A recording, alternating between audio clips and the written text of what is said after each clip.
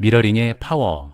제 자랑처럼 들릴 수도 있지만 인도네시아와 말레이시아 등 동남아에서 총지배인으로 일하던 시절 저는 직원들에게 꽤 많은 사랑을 받는 리더였습니다. 물론 운도 좋았습니다. 때마침 K-팝과 K-드라마의 인기가 절정에 이르면서 한국인이라는 이유만으로도 많은 직원들에게 호감을 얻을 수 있었습니다. 여기에 직원들과 함께 어울려 노래를 부르고 매주 플래시몹 댄스 프로그램을 진행하면서 저는 이른바 춤추는 총지배인으로 알려지게 되었습니다. 그 덕분에 제가 근무하던 호텔 직원들뿐만 아니라 다른 아코르 호텔 직원들에게도 소셜미디어를 통해 수많은 친구 신청을 받았습니다. 하지만 제가 직원들에게 인기를 얻을 수 있었던 현실적인 이유는 따로 있었습니다.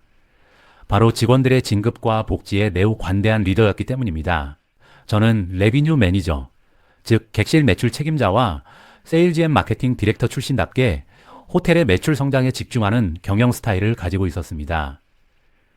그래서 다른 총지배인들에 비해 비용 관리에는 다소 덜 까다로운 편이었고 직원들의 사기를 높일 수 있는 일이라면 행사나 보너스, 특히 직원들의 진급에 매우 적극적이었습니다. 또한 저는 업무에 필요한 기술적 능력과 스킬은 승진 이후 그 타이틀이 주는 책임감과 후천적인 학습을 통해 충분히 발전시킬 수 있다고 믿었습니다. 그래서 즐겁게, 열심히, 열정적으로 일하는 직원들에게 많은 기회를 주는 편이었습니다. 그러다 보니 제가 일하던 호텔에서는 매년 약 20% 정도의 직원들이 승진했고 많은 직원들의 급여도 올랐습니다. 직원들은 더 행복해졌고 그 덕분에 호텔 매출도 오르고 자연스럽게 저에 대한 직원들의 호감도 함께 올라가는 선순환이 만들어졌습니다. 하지만 이렇게 비교적 관대한 시각으로 직원들을 대했던 저에게도 소위 말해 찍히는 직원들은 있었습니다. 그래서 이번에는 직장 상사에게 좋지 않은 인상을 남기는 가장 확실한 방법에 대해 이야기해 보려고 합니다. 모든 직장과 부서에는 직속 상사와 잘 지내지 못하는 팀원이 꼭 있기 마련입니다. 그런데 이들이 가진 약점이나 단점은 모두 똑같지 않습니다. 어떤 직원은 똑똑하고 능력도 있지만 건방지다는 인상을 주어 자신의 능력을 제대로 발휘하지 못하기도 합니다. 반대로 어떤 직원은 심성이 착하고 맡은 책임도 성실히 다하지만 답답하고 미련하다는 평가를 받기도 합니다. 이처럼 문제 직원들이 가진 약점이 각기 다른 이유는 간단합니다. 사람에 대한 평가는 언제나 공정하고 일정한 기준에 의해서만 이루어지지 않기 때문입니다. 안타깝게도 직원에 대한 평가는 평가를 내리는 사람의 지극히 주관적인 관점에 큰 영향을 받습니다. 그래서 좋은 직장을 고르는 것만큼이나 중요한 것이 좋은 직장 상사를 만나는 일입니다. 여기서 말하는 좋은 상사는 단순히 인격적으로 훌륭한 사람이라는 뜻만은 아닙니다. 나와 궁합이 잘 맞는 상사라는 의미도 포함됩니다. 문제는 새로운 직장에 출근하기 전까지는 상사와 내가 얼마나 잘 맞는지 미리 알기 어렵다는 점입니다. 면접이라는 중요한 기회가 있긴 하지만 제한된 시간과 질문만으로 앞으로 함께 일할 사람의 스타일과 됨됨이를 정확히 파악하기는 쉽지 않습니다. 그래서 자기와 찰떡궁합인 직장 상사를 만나는 행운은 누구에게나 찾아오지 않습니다. 대부분의 직장인들은 하루에 거의 10시간 가까이 상대방에게 자신을 맞추기 위해 노력합니다. 그리고 현실적으로 그 노력의 대부분은 부하 직원의 몫입니다. 부하 직원 입장에서 직속 상사는 단 한 명일 수 있지만 상사 입장에서는 그 직원이 5명 중 1명, 10명 중 1명, 더 많게는 수십 명 중 1명일 수 있기 때문입니다. 그렇다면 직장 생활의 안정은 물론 인사고과와 진급 기회까지 좌우하는 직장 상사와 잘 지낼 수 있는 방법은 없을까요? 물론 있습니다. 바로 제가 중요하게 생각하는 틈 미러링 뷰입니다. 앞서 저는 조직에서 인정받지 못하는 사람들이 모두 같은 유형은 아니며 각자 다른 이유로 어려움을 겪는다고 말씀드렸습니다. 다시 말해 직장 상사들은 각자의 기준과 잣대로 사람을 평가한다는 뜻입니다. 그렇다면 나의 직장 상사가 어떤 기준으로 사람을 평가하는지 쉽게 파악하는 방법은 무엇일까요? 그 해답이 바로 미러링입니다. 미러링은 한 사람의 행동을 유심히 관찰한 뒤 그 사람이 반복적으로, 습관적으로, 지속적으로 보이는 행동을 거울에 비친 것처럼 따라하는 것을 의미합니다.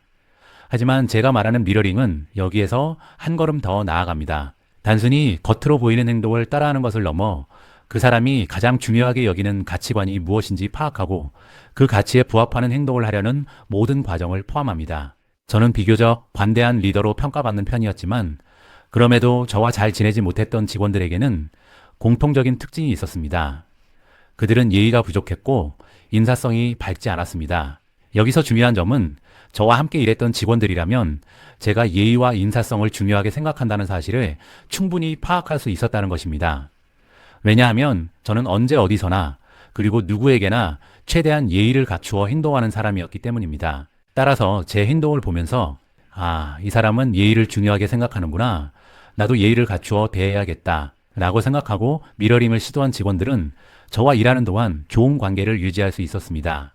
반면 저 사람은 직원들에게도 인사를 잘하는구나 라는 생각에서만 멈춘 사람들은 미러링으로 발전하지 못했습니다. 오히려 부하 직원에게도 예의를 갖추는 저를 만만하게 보는 사람들도 있었습니다. 송이 강자에게는 약하고 약자에게는 강한 사람들이 이런 실수를 자주 합니다.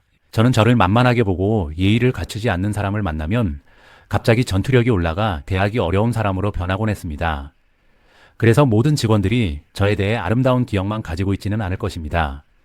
하지만 그들이 가진 불편한 추억의 원인은 사실 저보다 그들 자신에게 있었을 가능성이 높습니다. 여러분이 함께 일하는 상사와 좋은 관계를 유지하고 싶다면 지금부터라도 미러링을 시작해 보셔야 합니다. 직장 내 소통 방식에도 여러 가지가 있습니다. 어떤 상사는 이메일을 선호하고 어떤 상사는 카카오톡이나 메신저를 선호합니다. 또 어떤 상사는 전화통화나 대면 보고를 더 편하게 생각합니다. 저는 개인적으로 이메일 소통을 가장 선호했습니다. 이러한 성향은 일상 업무에서도 분명하게 드러났습니다. 호텔에서 근무하던 당시 저는 하루에도 수십 통의 이메일을 팀원들에게 보냈기 때문입니다. 그렇다면 직원들 입장에서는 저와 소통할 때 가급적 이메일을 선택하는 것이 현명한 방법이었을 것입니다. 하지만 이것은 기본에 불과합니다. 제가 직원들에게 보낸 이메일을 조금 더 자세히 살펴보면 저는 하루에도 수십 통의 이메일을 보내면서도 단 한 번도 본론을 말하기 전에 인사를 생략한 적이 없었습니다. 제가 보낸 이메일은 최대한 예의를 갖춘 형식으로 작성되었고 마지막 인사와 감사의 표현도 잊지 않았습니다. 다시 말해 저에게 이메일을 보낼 때 이러한 기본적인 형식을 갖추지 않는다면 저는 충분히 불쾌감을 느낄 수 있었다는 뜻입니다. 물론 저와 정반대 성향을 가진 상사들도 많습니다. 이메일을 길게 쓰는 것을 시간 낭비라고 생각해 인사말을 생략하는 것은 물론 땡큐조차 THX로 짧게 쓰는 사람들도 있습니다. 이런 상사를 상대할 때는 정중한 인사말보다 빠른 일 처리와 핵심 중심의 소통 방식이 더 중요할 수 있습니다. 결국 핵심은 미러링입니다. 여러분에게 중요한 사람의 행동을 잘 관찰하고 그 사람이 무엇을 중요하게 생각하는지 먼저 파악해야 합니다. 그리고 나서는 그 기준에 맞춰 최고의 따라쟁이가 되면 됩니다. 혹시 여러분에게 너무나 중요한 사람인데도 도저히 따라하고 싶은 마음이 들지 않는 사람이 있습니까? 그렇다면 그 사람은 여러분의 인생에 도움이 되지 못할 가능성이 높습니다. 그런 경우에는 미러링을 고민하기보다 오히려 이직을 준비하는 것이 더 나은 선택일 수도 있습니다.